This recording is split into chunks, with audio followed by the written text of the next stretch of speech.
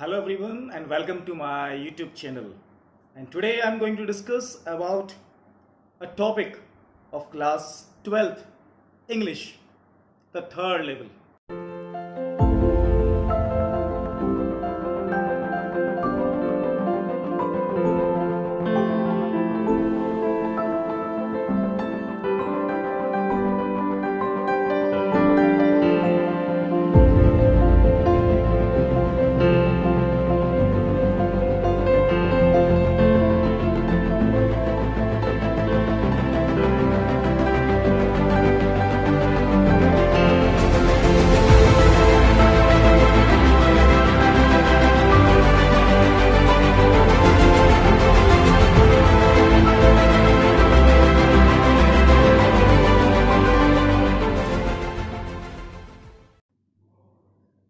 वो जिस स्टेशन पर पहुंचा था वो स्टेशन पर उसने कुछ अलग चीज़ें देखी थी। क्या क्या देखा था उसने? उसने कुछ मैन देखे थे। ट्रेन के जो डोर्स थे और बीच में जो बूथ था वो सब लकड़ी का बना हुआ था, ओल्ड फैशन टाइप। जो अंदर एक मैन बैठा हुआ था उसकी भी यूनिफॉर्म थोड़ी अलग थी। साथ के साथ उसने वहाँ पर ओपन फ्लेम गैस लाइट्स भी देखी। There were brass spittoons on the floor. Floor पर एक तरीके से स्पिंटूज रखे थे, मतलब पीक दान समझ लो, जहाँ पे लोग स्पिट करते हैं। And across the station a glint of light caught my eye. और स्टेशन के अक्रॉस मुझे एक लाइट दिखाई दी जो मेरी आंखों जो मुझे अपनी तरफ अट्रैक्ट कर रही थी। A man was pulling a gold watch from his vest pocket. Vest जो एक गारमेंट होता है जो वेस्ट पे पहना जाता है, ऊपर पहना जाता है, उसमें से वो एक गोल्ड वॉच निकालता है। He snapped open the cover, glanced at his watch and frowned. उसने उसका कवर हटाया वॉच का, अपनी वॉच की तरफ देखा और फ्रॉनिंग कुछ सोच लगा एक तरीके से। He wore a derby hat, a black four-button suit with a tiny lapels, and he had a big black handlebar mustache. मतलब वो इंसान जो था, एक डार्बी हैट, एक 4 बटन सूट, लेपल्स और एक बड़ी सी मूछें थी उसकी। Then I looked around and saw that everyone the station was dressed like 1819th something. तभी मुझे कुछ रियलाइज हुआ। मैंने अपने उस स्टेशन पे चारों तरफ देखा, तब मुझे रियलाइज हुआ कि यहाँ के ज्यादातर के जो भी लोग हैं वो ऐसी ड्रेस पहने हुए हैं जो 18-19 सेंचुरी में पहनी जाती थी। A woman walked in through the train gate. She wore a dress with leg of mutton sleeves and skirt to the top of high button shoes. यहाँ पे एक वुमेन की यूनिफॉर्म को कम दिखाया गया है। फिर एक वुमेन थी जो ट्रेन पर चढ़ रही थी। उसकी ड्रेस कैसी थी? She wore a dress with leg of mutton sleeves and skirt to the top of the high buttoned shoes. मतलब वो जो लेडी थी एक अलग तरीके की ड्रेस पहनी हुई थी, मतलब एक तरीके से ढीली ढाली सी ऊपर और नीचे स्कर्ट थी, शूज तक उसकी। Back of her, out on the track, I caught a glimpse of a locomotive. तो वहीं उसके पीछे की तरफ ट्रेन के रास्ते पर, पटरियों पर, मैंने क्या देखा? एक लोकोमोटिव, एक इंजन देखा। A very small courier and ivy locomotive with a funnel shaped stack. And then I knew. वो लोकोमोटिव जो था ज्यादा बड़ा नहीं था, पुराने जमाने का, वो बीच में एक फनल सा निकल रहता था, वैसा लगा हुआ था। तभी मुझे रियलाइज हुआ कि मैं कहाँ आ गया। To make sure, I walked over to a newsboy and glanced at the stack of papers at his feet. अपने आप को पक्का करने के लिए मैं न्यूज बॉय के पास गया। वो जो न्यूज़पेपर बेचता था, उसके पैरों के पास एक बंडल रखा हुआ था न्यूज़पेपर का। It was the word. उस न्यूज़पेपर का नाम क्या था? The word. And the word has not been published for years. और मैं जानता था कि हमारे टाइम पे ये अखबार कई सालों से पब्लिश हुआ ही नहीं है। The lead story said something about the president Cleveland, और उस अखबार में जो स्टोरी दी हुई थी वो कुछ बता रही थी प्रेसिडेंट क्लीवलैंड के बारे में, जो उस समय के प्रेसिडेंट हुआ करते थे। I found that front page since in the public library files, और ऐसा ही मैंने एक पेज देखा था अपने टाइम पर, एक लाइब्रेरी में एक फाइल में लगा हुआ था, मैंने वहां देखा था ये।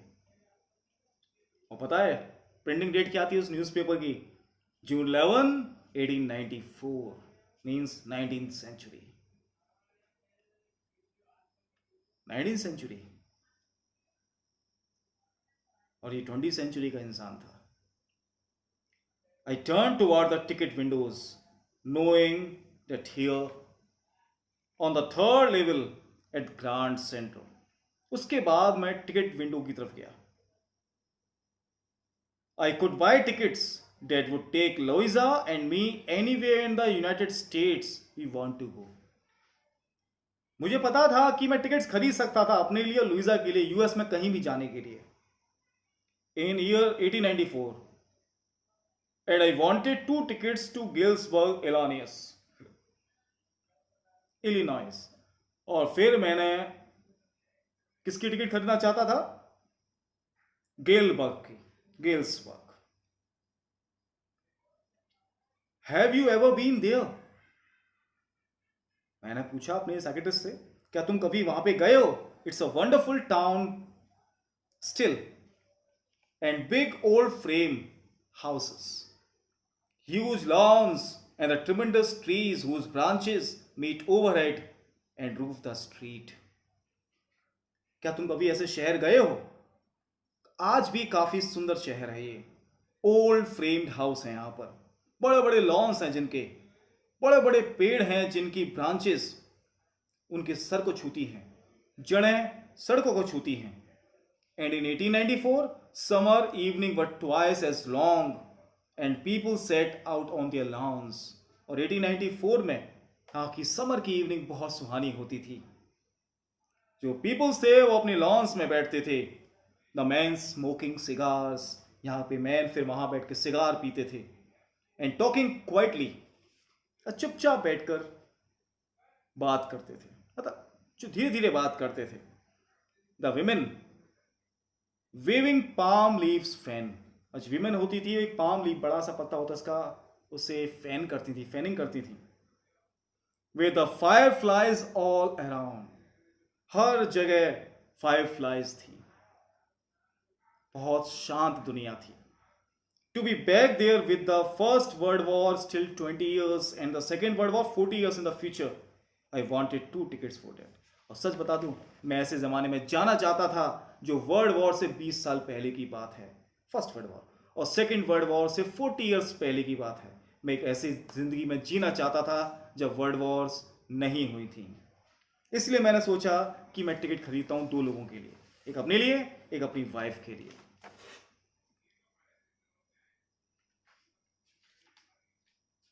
The clerk figured the fair, जो वहां पे क्लर्क बैठा था जो टिकट दे रहा था, उसने मुझे फेयर बताया।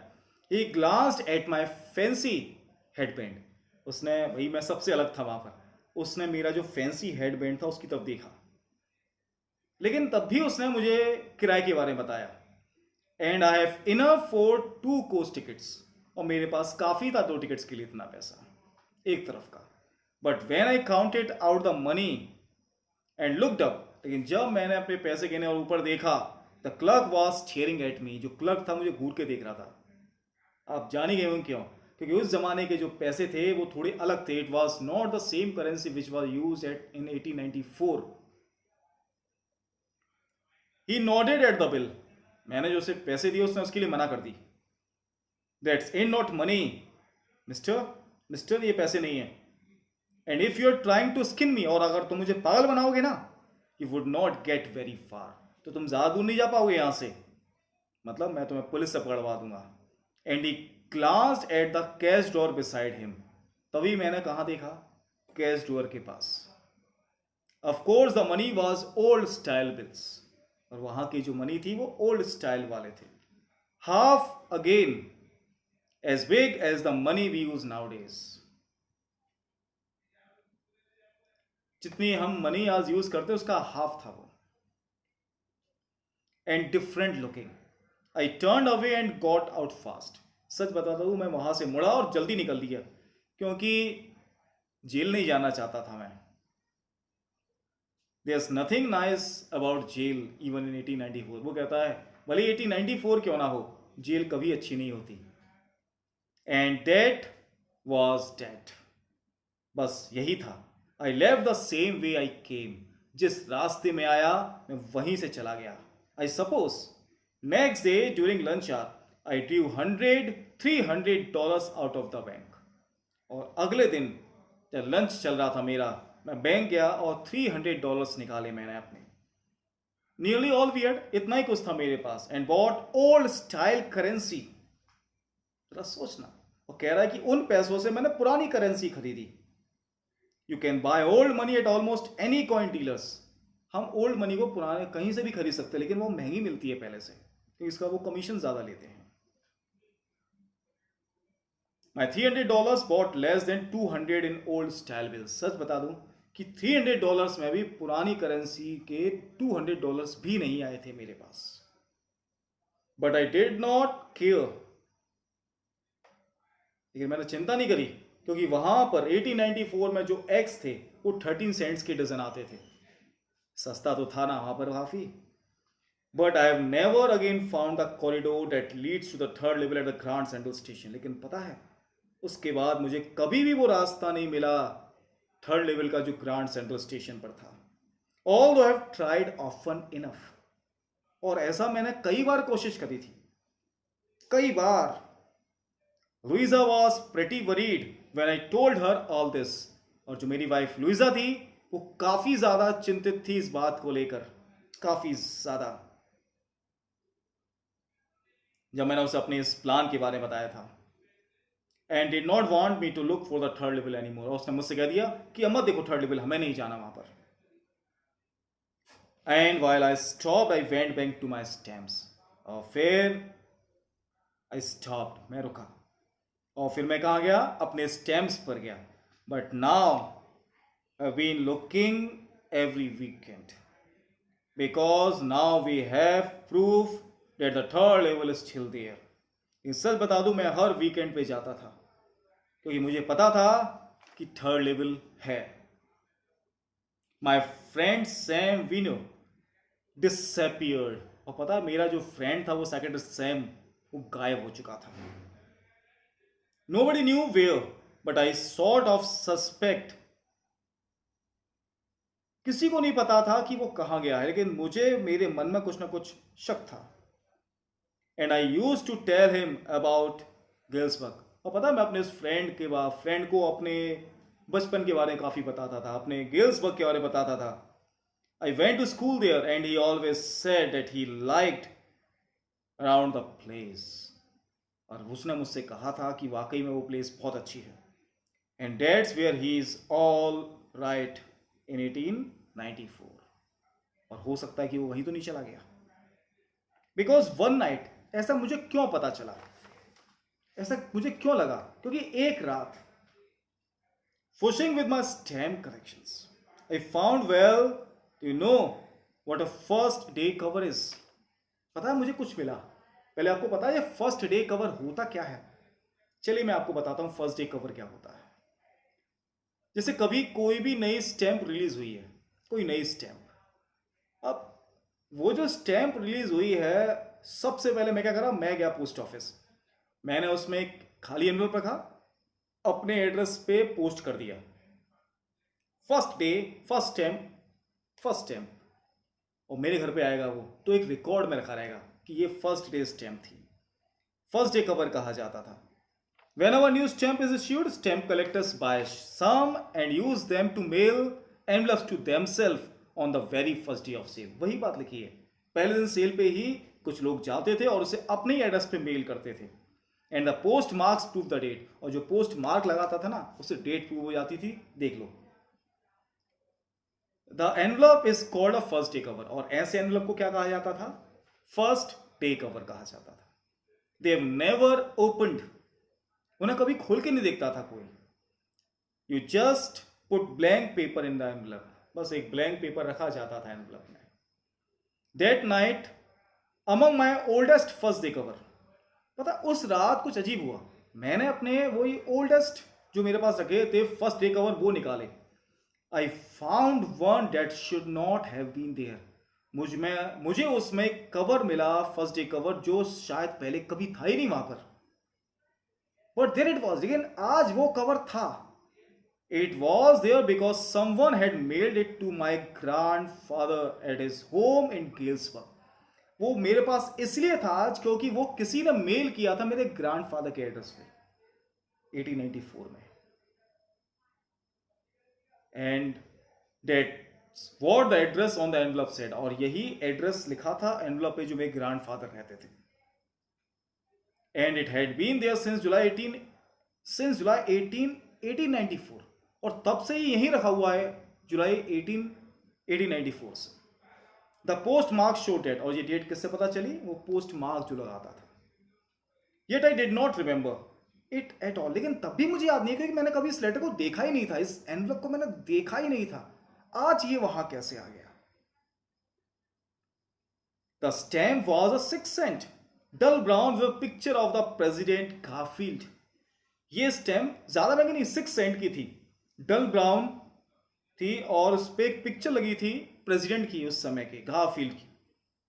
Naturally, when the envelope came to granddad in the mail, it went right into his collection and stayed there.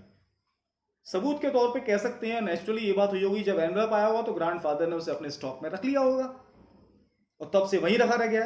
Till I looked it out and opened it, वो तब तक वहां रखा रहा जब तक मुझे नहीं मिला, और जैसे मुझे मिला मैंने उसे खोल के देखा तो क्या लिखा हुआ है. देखो लेटर लिखा हुआ आपकी बुक में, उसके अंदर जो पेपर था वो ब्लैंक नहीं था बल्कि उस पर कुछ लिखा हुआ था. एड्रेस था 941 विलियर्ड स्ट्रीट, गेल्सबर्ग, इलिनॉइस, जुलाई 18, 1894. चार्ली ने लिखा था. चार्ली के लिए लिखा था, मतलब चार्ली तो ये लड़का है, ये पर्सन है जो 20th सेंचुरी में, इसके लिए इसके ग्रैंडफादर के टाइम पे कैसे लिख गया, क्या लिखा था. I got to wishing that you are right, मैं इच्छा कर रहा था कि शायद तुम सही थे. Then I got to believing you were right, और फिर मैं इस बात को पक्का करने के लिए चला गया कि तुम सही थे. एंड चार्ली इट्स ट्रू, और सर बताऊं चार्ली ये बिल्कुल सच है. I found the third level. वाह, इस साइकेट्रिस्ट को थर्ड लेवल मिल गया था. I have been here for 2 weeks, वो कह रहा है मुझे यहां 2 हफ्ते हो गए रहते रहते. And right now down the street at the Des someone is playing a piano, और सच बता दूं आज यहां कहीं सड़कों के आसपास कोई है जो पियानो बजा रहा है. And they are all out on the front porch singing, और सब बता दूं फ्रंट पोर्च पे सब बाहर निकल आए हैं, सब गाना गा रहे हैं. पोर्च एक तरह से बालकनी टाइप होता है. Seeing Nellie home and I am invited over for a lemonade, और क्या गाना गा रहे हैं सब, सीइंग नेली होम. और सर बताऊं मुझे भी किसी ने आज अपने घर पे इनवाइट किया लेमनेड के लिए, एक तरीके से ड्रिंक होता है ये, शराब नहीं कह सकते, we can call it soft drink. Come on back Charlie and Louisa, keep looking till you find the third level. जल्दी आओ यहां पर वापस आप दोनों, चार्ली आप और आपकी वाइफ लुइजा, ढूंढते रहो जब तक आपको थर्ड लेवल ना मिल जाए. It's worth it, believe me, विश्वास करना, बहुत अच्छा है. और नीचे साइन किया हुआ था सैम ने. At the stamp and the coin store I go to, उसके बाद में कहां गया, जहां से वो पैसे चेंज किए जाते थे, पुरानी करेंसी ली जाती थी. I found out that Sam bought $800 worth of old style currency. तो मुझे वहां जाके क्या पता चला कि सैम ने $800 की पुरानी करेंसी खरीदी थी. That out to set him up in a nice little hay, feed and grey business. वो पैसा उसके लिए उसने किसके लिए बचा रखा था, एक छोटे से हे के लिए, भूसे वगैरह के लिए, या ग्रेन बिजनेस के लिए. He always said that what he really wished he could do, and he certainly can't go back to his old business. वो हमेशा कहा करता था that what he really wished he could do, जो भी वो चाहता है वो कर सकता है, लेकिन यहां पर रहते हुए he suddenly can't go back to his old business. वो वाकई में अपने पुराने बिजनेस में नहीं लौट सकता है, क्योंकि उसके पीछे भी एक वजह है। ये एक साइकेट्रिस्ट था। साइकेट्रिस्ट उन लोगों को इलाज करते हैं जो मानसिक तौर पर थोड़े परेशान होते हैं, और यहां पर ये कह रहा है मैं ओल्ड बिजनेस में इसलिए नहीं आ सकता था क्योंकि ये वो दौर था जब वर्ल्ड वॉर नहीं हुई थी और उस समय पीपुल्स मेंटली डिस्टर्ब नहीं थे, इसीलिए अपने ओल्ड बिजनेस में ये नहीं जा सकता था। Not in Galesburg in 1894, his old business, where Sam was my psychiatrist. Galesburg में नहीं आ सकता था, क्यों? क्योंकि सैम मेरा एक साइकेट्रिस्ट था, इसीलिए। तो ये थी आपकी स्टोरी, और इसी तरीके से हम आगे अलग अलग स्टोरीज लेते आएंगे आप लोगों के लिए। बने रहिए और please subscribe the channel class 12th। और इसके बाद जो हमारी नेक्स्ट स्टोरी होगी वो नेक्स्ट वीडियो में ही आपको पता चलेगी। अपडेट्स लेने के लिए बेल आइकन पे ज़रूर क्लिक कर दीजिएगा। तब तक के लिए गुड बाय।